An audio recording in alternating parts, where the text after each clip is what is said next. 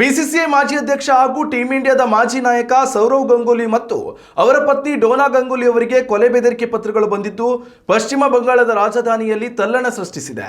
ಗಂಗೂಲಿ ದಂಪತಿಯನ್ನ ಹತ್ಯೆ ಮಾಡುವುದರ ಜೊತೆಗೆ ಅವರ ಆಪ್ತರಿಗೂ ಕೂಡ ಹಾನಿ ಉಂಟು ಮಾಡುವುದಾಗಿ ಇತ್ತೀಚಿನ ಪತ್ರಗಳಲ್ಲಿ ಸ್ಪಷ್ಟವಾಗಿ ಎಚ್ಚರಿಸಲಾಗಿದೆ. ಈ ಹಿನ್ನೆಲೆಯಲ್ಲಿ ಸೌರವ್ ಗಂಗೂಲಿ ಅವರ ಮ್ಯಾನೇಜರ್ ದಕ್ಷಿಣ ಕೋಲ್ಕತ್ತಾದ ಠಾಕೂರ್ಪುರ್ ಪೊಲೀಸ್ ಠಾಣೆಯಲ್ಲಿ ಅಧಿಕೃತವಾಗಿ ದೂರು ದಾಖಲಿಸಿದ್ದಾರೆ. ಪೊಲೀಸ್ ಅಧಿಕಾರಿಗಳ ಮಾಹಿತಿಯ ಪ್ರಕಾರ ಮಾಜಿ ನಾಯಕನ ಹೆಸರಿಗೆ ಕಳೆದ 6 ತಿಂಗಳಿಂದಲೂ ಇಂತಹ ಅನಾಮಧೇಯ ಪತ್ರಗಳು ಬರುತ್ತಿದ್ದವು. ಆದರೆ ಆರಂಭದಲ್ಲಿ ಇವುಗಳನ್ನು ಅಷ್ಟಾಗಿ ಗಂಭೀರವಾಗಿ ಪರಿಗಣಿಸಿರಲಿಲ್ಲ.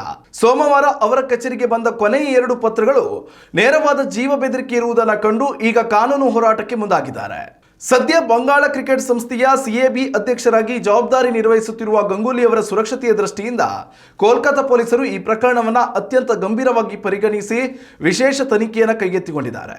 ಪ್ರಾಥಮಿಕ ತನಿಖೆಯ ವರದಿಗಳ ಪ್ರಕಾರ ಈ ಎಲ್ಲ ವಿವಾದಿತ ಪತ್ರಗಳನ್ನು ಪಶ್ಚಿಮ ಬಂಗಾಳದ ಉತ್ತರ 24 ಪರಗಣ ಜಿಲ್ಲೆಯ ಬೇಲ್ವಾರಿಯಾ ಎಂಬ ಪ್ರದೇಶದಿಂದ ಕೊರಿಯರ್ ಸೇವೆಯ ಮೂಲಕ ಕಳುಹಿಸಲಾಗಿದೆ ಎಂದು ಶಂಕಿಸಲಾಗಿದೆ. ಪತ್ರಗಳನ್ನು ರವಾನಿಸಲು ಬಳಸಲಾದ ಕೊರಿಯರ್ ಸಂಸ್ಥೆಯ ಸಿಬ್ಬಂದಿಯನ್ನ ಪೊಲೀಸರು ಈಗಾಗಲೇ ಸಂಪರ್ಕಿಸಿ ಮಹತ್ವದ ವಿವರಗಳನ್ನು ಕಲೆ ಹಾಕಿದ್ದಾರೆ.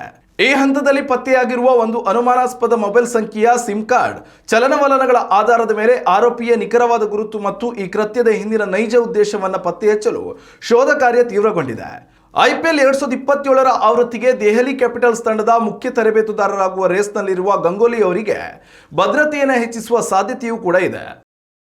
ಉತ್ತಮ ಸಂಸ್ಕಾರಯುತ ಶಿಕ್ಷಣದೊಂದಿಗೆ VSS English medium CBSE school Udupi Muddur. ನರ್ಸರಿಯಿಂದ 10ನೇ ತರಗತಿವರೆಗೆ ಶಿಕ್ಷಣದ ಜೊತೆಗೆ 5ರಿಂದ 10ನೇ ತರಗತಿವರೆಗಿನ ವಿದ್ಯಾರ್ಥಿನಿಯರಿಗೆ ಉತ್ತಮ ಹಾಸ್ಟೆಲ್ ಸೌಲಭ್ಯವೂ ಇದೆ. ನಿಮ್ಮ ಮಕ್ಕಳ ಪ್ರವೇಶಾತಿಗಾಗಿ ಈ ಸಂಖ್ಯೆಗೆ ಕರೆ ಮಾಡಿ.